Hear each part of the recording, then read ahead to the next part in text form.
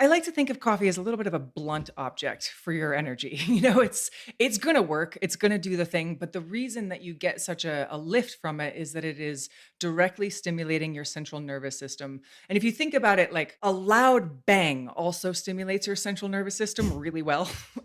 And coffee's kind of similar. So like it's a little bit shocking to your system, which is governing and regulating and causing balance in your entire body. And then it also causes a cortisol release from your adrenals. So it's literally stimulating a stress response.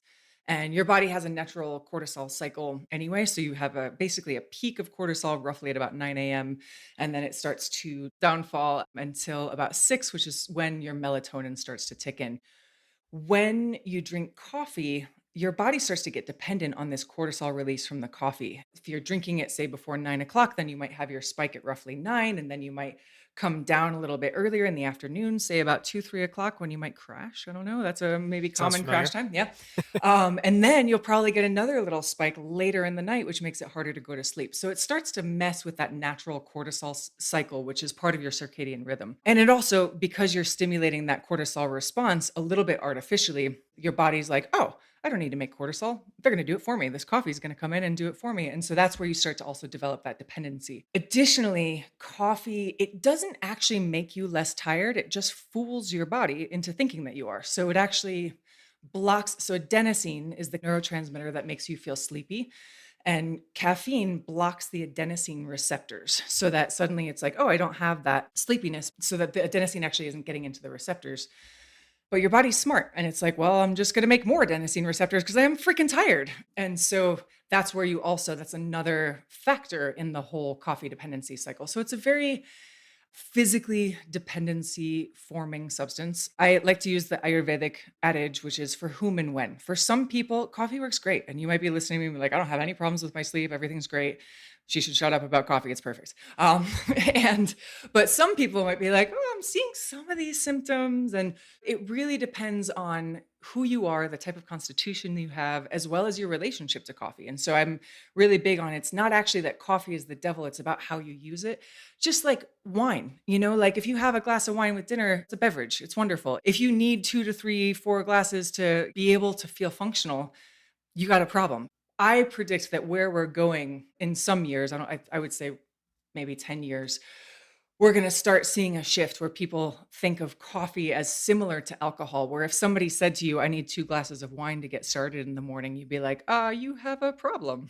But if somebody says you need 2 cups of coffee to get going, you don't think anything of it. Now, contrast that to adaptogens, which are, in our well researched opinion, a much superior way to stimulate and much healthier for your body. Adaptogens are actually overall regulating for your central nervous system, and they're regulating. So, coffee is a neuroendocrine disruptor, and adaptogens are neuroendocrine regulators. And neuroendocrine just it means your nervous system and your endocrine system coming together. Those together are kind of the mainframe of your body. They touch your neurotransmitters and your hormones govern absolutely everything that's going on in your body at any time. Get that system working well, everything works better.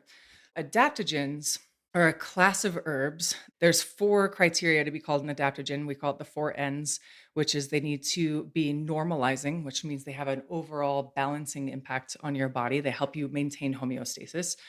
They have to be non-toxic in normal therapeutic doses. So normal therapeutic doses means like if you go out and drink 3 gallons of the stuff, yeah, you might have some impact, some negative impacts, but for the most part, they're pretty safe for most people most of the time. And then they need to be non-specific. So they're working throughout the entire body. It's not like, oh, they're just good for the liver. It's no, they're working. And that actually ties into the 4th N, which is neuroendocrine. They have to have this impact on your neuroendocrine system where they're actually strengthening and balancing your body's stress response system. So we have 2 main pathways that our body uses to communicate to our adrenals that there's a stress trigger. And for most of us, these systems are in overdrive all the time because modern life is just stupidly stressful.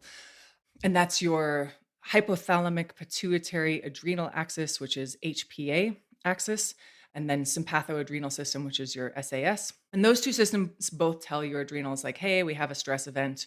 We're going to need some cortisol here. And adaptogens basically, they mimic stress in a good way, like exercise does. and make those two systems stronger so that, like, just think about it. Like, if you don't exercise at all and you go to pick up a 5 pound weight, you're like, it's kind of heavy. Just like with stress, like the littlest thing can start to get you off if you're not strong in those two systems. And so these herbs actually helps to strengthen those two systems so that a 15-pound weight doesn't phase you in the same way that a 5 pound weight. So like a big stress event just doesn't quite get you as freaked out for as long or as often. That's why we packed Rasa with these particular herbs so that you're replacing something that is overall kind of a shock to your system. It might be an exciting and wonderful high of a shock, but it's a little bit like drugs. You don't want to do them every day.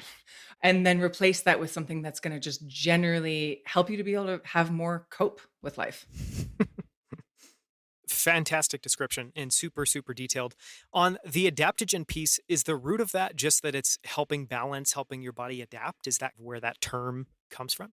Yeah, that's where the term comes from, and then people say like, "Oh, it helps you adapt to stress," which is great, but it's all very oversimplified because there's actually some really pretty fascinating mechanisms of action that are going on in the body, and our chief herbalist on our team is a, walking encyclopedia, and he can talk all about the glucocorticoids in the brain and how that's impacting your stress response. It's pretty amazing. I'm roughly at the stretch of my knowledge, getting into glucocorticoids there.